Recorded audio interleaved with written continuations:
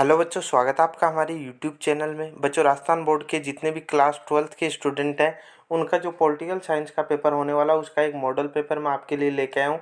इसको मैं सॉल्यूशन के साथ पूरा बताने वाला हूँ, तो वीडियो को बिना स्किप किए लास्ट तक देखते रहे। चैनल पे नए हो तो चैनल को सब्सक्राइब जरूर कर ले, क्योंकि आपके जितने भी बचे हुए पेपर हैं वो सारे मॉडल पेपर आपको यहाँ पे मिलने वाले हैं। इसके साथ ही कुछ इंपॉर्टेंट क्वेश्चन भी आपको यहाँ पे मैं बताने वाला हूँ, तो वीडियो को बिना स्किप किए लास्ट तक देखते रहे।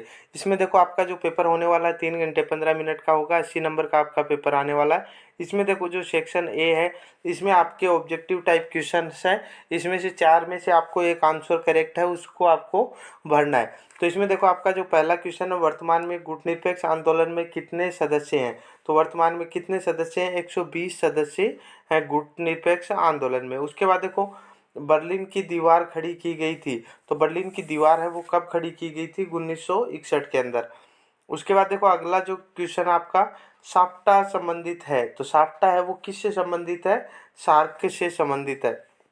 उसके बाद देखो, अगला जो क्वेश्चन है, किस वर्ष इंदिरा गांधी ने सोवियत संघ के साथ 20 वर्ष के लिए शांति, मित्रता तथा सहयोग की संधि पर हस्ताक्षर किए थे? मतलब इंदिरा गांधी के समय में कौन सी वर्ष थी जिसके अंदर ये शांति, मित्रता व सहयोग के लिए संधि पर हस्ताक्षर किए गए थे? तो वो किए गए थे 1971 के अंदर। उसके बाद देखो, अगला जो क्वेश्चन आपका, भारत ने शुरुआती दौर में विकास की जो नीति अपनाई उसमें निम्नलिखित में से कौन सा विचार शामिल नहीं है? देखो, यहाँ पे शामिल नहीं है, नहीं वाला आपको लिखना है। नियोजन, सहकारी खेती, उदारीकरण और आत्मनिर्भरता। तो इसमें क्या आ जाएगा आपका? उदारीकरण। उदारीकरण सबसे बाद में शामिल किया गया था, उस समय ये नहीं था। उसके बाद देखो, अगला जो है, ऑपरेशन ब्लू स्टार का संबंध किस राज्य से है?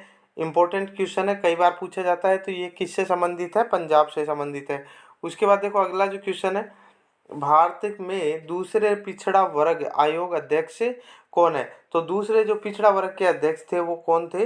बीपी मंडल थे। उसके बाद देखो, अगला जो क्वेश्चन आपका, शीत युद्ध के समय अमेरिका और सोवियत खेमे का विभाजन सबसे पहले कहाँ हुआ था? तो सबसे पहले कहाँ हुआ था? वो यूरोप के अंदर हुआ था। उसके बाद देखो, अगला जो क्वेश्चन आपका, रूस में समाजवादी क्रांति कब हुई थी? मतलब रूस की जो समाजवादी क्रांति है वो कौन से वर्ष हुई थी?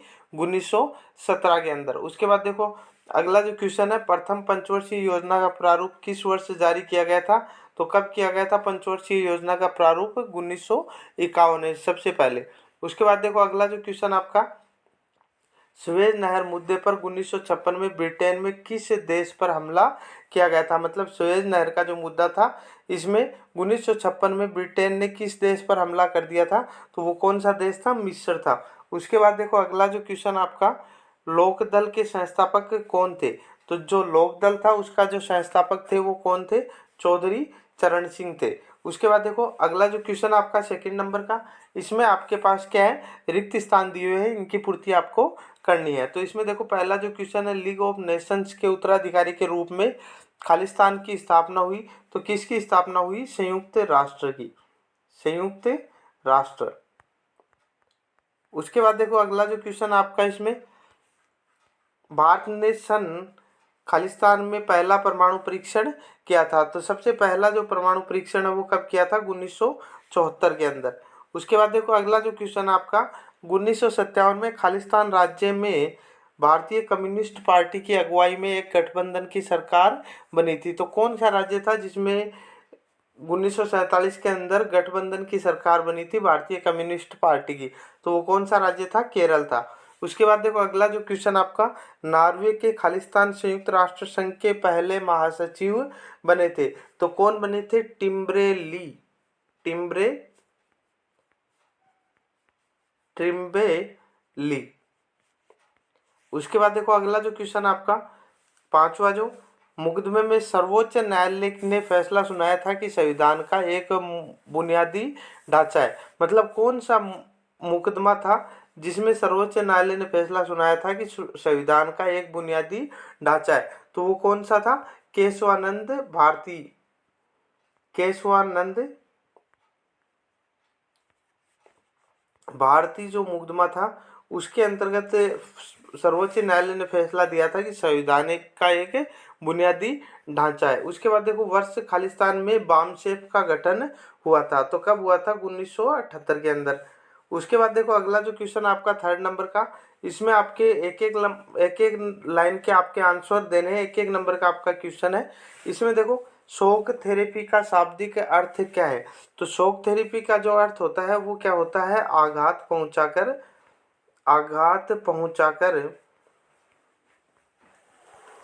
उपचार करना। उपचार करना मतलब पहले किसी को चोट पहुंचाना और उसके बाद उसका इलाज करना, वो क्या कहलाता है, शॉक थेरेपी कहलाता है। उसके बाद देखो किन देशों को दूसरी दुनिया के देश कहा जाता है। तो जो समाजवादी देश है इनको क्या कहा जाता है, दूसरी दुनिया के देश कहा जाता है। जिसमें कौन कौन से आ गए आपके, सोवियत संघ, एक तो हो गया आपका सोवियत संघ, चीन, क्यूबा, और इनके जो भी सहयोगी देश हैं वो सारे के सारे किस में आते हैं, दूसरी दुनिया के देश कहलाते हैं। उसके बाद देखो सोवियत रूस के विघटन का अंतिम व सर्वाधिक तत्कालिक कारण कौन सा था। तो इसमें देखो सोवियत रूस का जो विघटन हुआ उसका अंतिम और सर्वाधिक तत्कालिक कारण मतलब मुख्य जो कारण था वो कौन सा था, राष्ट्रीयता व संप्रभुता के भावों का उभार सोवियत संघ के विघटन का अंतिम और सर्वाधिक तात्कालिक कारण सिद्ध हुआ। कौन सा, देखो राष्ट्रीयता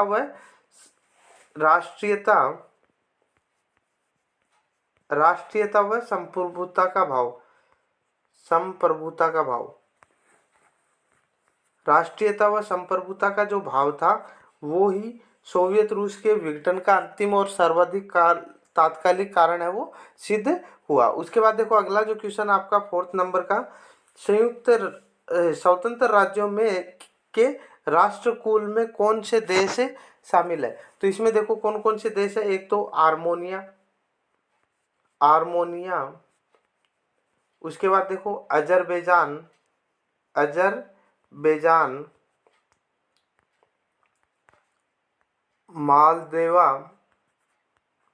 मालदेवा, उसके बाद देखो कजाकिस्तान,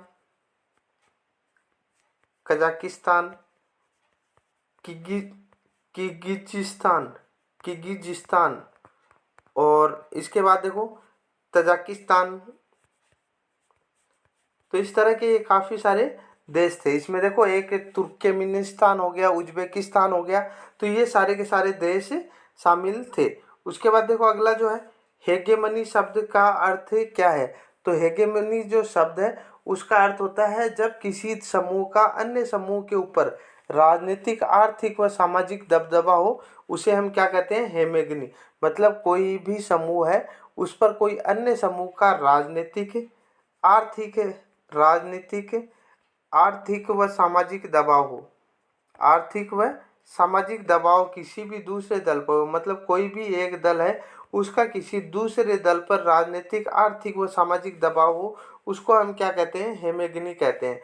उसके बाद देखो ऑपरेशन इराकी फ्रीडम क्या था। अब देखो आपको याद होगा 19 मार्च 2003 को अमेरिका ने इराक पे हमला कर दिया था। इराक के सद्दाम हुसैन थे तो उन पर हमला कर दिया था, और वो भी सिर्फ और सिर्फ जो इराक की जो सत्ता थी उसको हथियाने के लिए। तो यही क्या कहलाया था, ऑपरेशन इराकी फ्रीडम कहलाया। मतलब अमेरिका का 19 मार्च 2003 को इराक पर हमला, और वो भी सद्दाम हुसैन को सत्ता से हटाने के लिए या सत्ता हथियाने के लिए। उसके बाद देखो क्योटो प्रोटोकॉल का लक्ष्य क्या था। तो इसमें देखो क्योटो प्रोटोकॉल जो था उसका लक्ष्य था ग्लोबल वार्मिंग के द्वारा जो जलवायु परिवर्तन हो रहा है, ग्लोबल वार्मिंग से जो जलवायु परिवर्तन हो रहा है तो इसको रोकना। उसके बाद देखो अगला जो है विश्व की साझी संपदा का आकार घटने के 2 कारण बताने हैं। तो एक तो क्या हो गया आपका निजीकरण हो गया, और एक पारिस्थितिकी तंत्र में गिरावट, पारिस्थितिकी तंत्र की गिरावट। तो ये 2 कारण थे मुख्य। उसके बाद देखो अगला जो है विश्व सामाजिक मंच के कार्यकर्ता किसका विरोध करते हैं। तो किसका विरोध करते हैं, नव उदारवादी वैश्वीकरण का विरोध करते हैं। नव उदारवादी वैश्वीकरण। उसके बाद देखो अगला जो क्वेश्चन है, आर्थिक वैश्वीकरण का एक लाभ आपको बताना है। आर्थिक वैश्वीकरण का लाभ क्या है? देखो, वस्तुओं व सेवाओं का सीमा पार व्यापार में बढ़ावा मिलता है। मतलब कोई भी वस्तु है या कोई भी सेवा है तो इसका जो सीमा पार जो व्यापार होता है इसमें बढ़ावा मिलता है आर्थिक वैश्वीकरण के कारण। उसके बाद देखो, ताड़ी विरोधी आंदोलन का नारा क्या था? तो ताड़ी की जो बिक्री थी उसको बंद करना था। ताड़ी बिक्री को बंद करो, ये मुख्य नारा था। ताड़ी बिक्री को बंद करो, ये मुख्य नारा था। उसके बाद देखो अगला जो क्वेश्चन आपका, दलित पैंथर्स ने कौन से मुद्दे उठाए? इसमें देखो, दलित समाज के जो भी लोग थे उनके लिए एक तो सामाजिक असमानता, जातिगत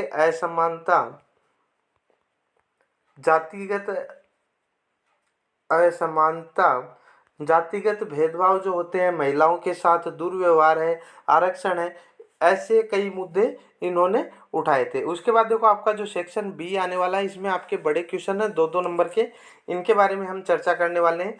तो देखो, वर्ष 2003 में से अमेरिका द्वारा इराक पर सैन्य हमले के 2 मकसद अभी हमने बात की थी। एक तो क्या है, इराक की जो सत्ता है उसको हथियाना, और उसके बाद देखो जो इराक में जो मेन मकसद था, तेल के जो कुएं थे इनके ऊपर कब्जा जमाना। उसके बाद देखो अगला जो भारत और पाकिस्तान के मध्य विवाद के कोई 2 मुद्दे बताने, भारत की सुरक्षा रणनीति के कोई 2 घटक बताने, मूलवासी से क्या अर्थ है या क्या समझते हैं, वैश्वीकरण में प्रौद्योगिकी का क्या योगदान है इसके बारे में बताना है, भारत और भूटान के मध्य सहयोग के 2 क्षेत्र बताने, भारत की संयुक्त राष्ट्र की सुरक्षा परिषद की स्थायी सदस्यता के समर्थन में कोई 2 तर्क देने हैं, प्रथम आम चुनाव को सफल बनाने के लिए चुनाव आयोग के कोई 2 कार्य बताने हैं, भारतीय राजनीति में दल बदल से आप क्या समझते हैं, 1960 के दशक को खतरनाक दशक क्यों कहा गया है। उसके बाद देखो, महिलाओं ने चिपको आंदोलन में किस प्रकार सक्रिय भागीदारी निभाई बताना है, भारत में पूर्वोत्तर के राज्यों में राजनीति के कौन से मुद्दे हावी रहे, द्रविड़ आंदोलन की मुख्य मांगे कौन सी हैं। उसके बाद देखो जो सेक्शन सी आने वाला है इसमें आपको लगभग 100 शब्दों में उत्तर देने हैं। इसमें देखो, भारत में निजी क्षेत्र बनाम सार्वजनिक क्षेत्र में मध्यम मार्ग अपनाया गया, इस कथन पर अपने विचार व्यक्त करने हैं। उसके बाद देखो, अफ्रीका एशियाई एकता को बढ़ावा देने के लिए भारत द्वारा किए गए प्रयासों का उल्लेख करना है। उसके बाद देखो, किन कारणों से वर्ष 1980 के मध्यावधि चुनाव करवाने पड़े, मंडल आयोग की प्रमुख सिफारिशें बतानी है आपको। उसके बाद देखो अगला जो क्वेश्चन आपका डी सेक्शन का है, इसमें देखो शीत युद्ध का अर्थ, दायरे व इसमें भारत की भूमिका के बारे में बताना है। उसके बाद देखो अगला जो क्वेश्चन आपका, इसमें देखो अथवा में है, 2 में से आपको एक करना है। उसके बाद देखो गुटनिरपेक्षता का अर्थ और इसने शीत युद्ध के समय 2 ध्रुवीयता की चुनौती किस प्रकार दी। 22वां जो क्वेश्चन आपका, क्षेत्रीय संगठनों को बनाने का उद्देश्य क्या है, आसियान संगठन की स्थापना व आसियान विजन 2020 की मुख्य बातें क्या है इसके बारे में बताना है। वैकल्पिक शक्ति केंद्र के रूप में जापान प्रभावकारी है, तथ्यों के माध्यम से स्पष्ट करना है। उसके बाद देखो अगला जो क्वेश्चन आपका, भारत विभाजन के परिणामों पर लेख लिखना है, रजवाड़ों के विलय पर सरकार के नजरिए पर लेख लिखना है। तो इस तरह से आपके टोटल 23 क्वेश्चन आने वाले हैं, जिनमें छोटे क्वेश्चन मैंने बता दिए हैं। बड़े वाले क्वेश्चनों के आंसर में कोई प्रॉब्लम आ रही हो तो कमेंट बॉक्स में बता देना, उनका समाधान आपका कर दिया जाएगा। तो सभी स्टूडेंट्स को एग्जाम के लिए best of luck. Thank you.